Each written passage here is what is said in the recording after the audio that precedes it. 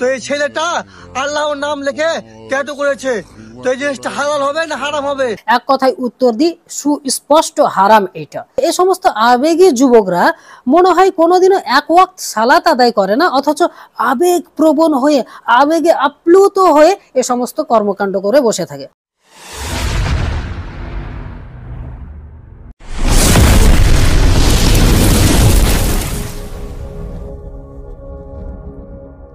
আসসালামু আলাইকুম ওয়া রাহমাতুল্লাহ। প্রিয় দিনী মুসলিম ভাই ও বোনরা, আমাদের সমাজের আবেগী মুসলিম যুবকের এক অবাক করা কর্মকাণ্ড দেখে আসুন, তারপর কিছু কথা বলবো ইনশাআল্লাহ। আমাদের ধর্মে তো ট্যাটু বানানো হারাম আছে, তো এই ছেলেটা আল্লাহর নাম লিখে ট্যাটু করেছে, তো এই জিনিসটা হালাল হবে না হারাম হবে? কমেন্টে বলে যাও।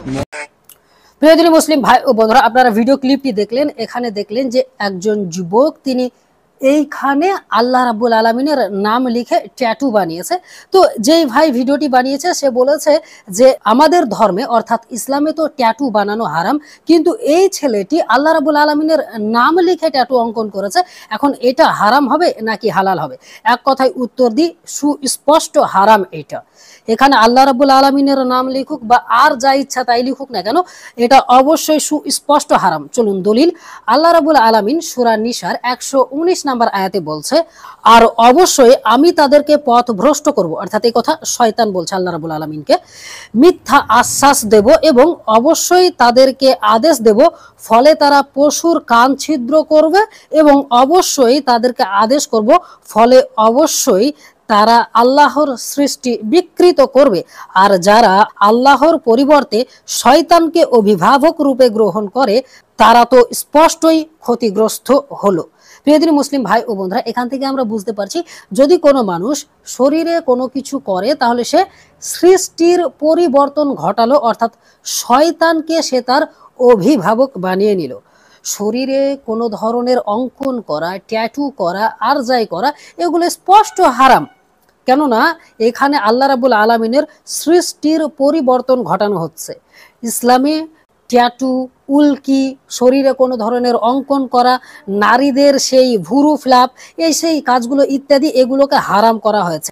এখন কেউ যদি আল্লাহ রাব্বুল আলামিনের নামে ট্যাটু বা অঙ্কন করে তাহলে কি সেটা হালাল হয়ে যাবে? জি না, কোশ্চিন কালেও না, অবশ্যই সেটা হারাম হয়ে যাবে।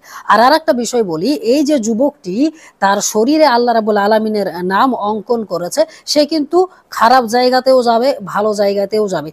তিনি বাথরুমে, টয়লেটে, নানান জায়গায় যাবে, সেখানে কি হচ্ছে, আল্লাহ রাব্বুল আলামিনের নামকে নিয়ে সে সেই খারাপ স্থানে প্রবেশ করছে এবং আরো অসংখ্য খারাপ কাজ সে করতে পারে। আল্লাহ রাব্বুল আলামিনের নামকে নিয়ে সে এইভাবে একটি ঠাট্টা মশকরা করছে, তার মানে সে নেহায়েত জঘন্য অপরাধ করেছে।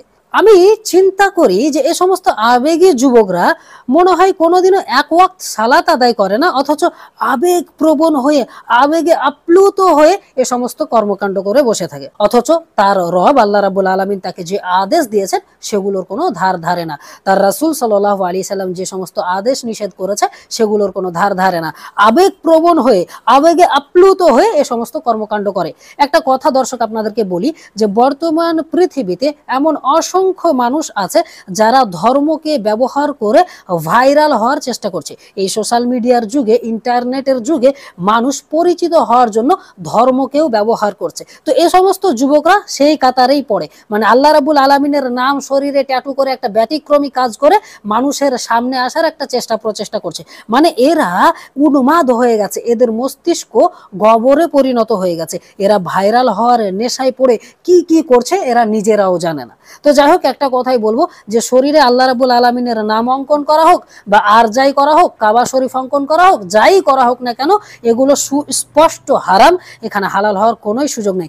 আর এমতো অবস্থায় যদি শরীরে এইভাবে ট্যাটু অঙ্কন করে সে মৃত্যুবরণ করে তওবা ছাড়াই, তাহলে অবশ্যই আল্লাহ রাব্বুল আলামিন তাকে কঠিন শাস্তি দিবেন, কেননা আল্লাহ রাব্বুল আলামিন তাই বলেছে। আমি একটা কথা চিন্তা করি যে এদের ভয় হয় না? মানে এরা কি ভয় করে না? আল্লাহ রাব্বুল আলামিন কি এরা বিশ্বাস করে না? মানে এ ধরনের কর্মকাণ্ড করে কি করে ভাই? তুমি যদি ইসলামকে এতই ভালোবাসো, ইসলামের হুকুম আহকাম মানো, তোমাকে কে এই ধরনের পণ্ডিতি করতে বলেছে? তো যাই হোক, একটা কথাই বলবো যে যে এই কাজটা করেছো তার কাছে যদি ভিডিওটা পৌঁছায় তাহলে তওবা করো, আল্লাহ রাব্বুল আলামিনের নিকট আত্মসমর্পণ করো। ট্যাটু রিমুভ করাও যায়, অতি শীঘ্র ট্যাটু রিমুভ করে আল্লাহ রাব্বুল আলামিনের নিকট ক্ষমা প্রার্থনা করো, কান্নাকাটি করো। তো যাই হোক প্রিয় দিনী মুসলিম ভাই ও বন্ধুরা, আজকের ভিডিওটি এ পর্যন্ত শেষ করছি। আগামীতে আবার অন্য কোনো বিষয় নিয়ে কথা বলবো। ততক্ষণ আপনারা সকলেই ভালো থাকবেন। আসসালামু আলাইকুম ওয়া রাহমাতুল্লাহি ওয়া বারাকাতুহু।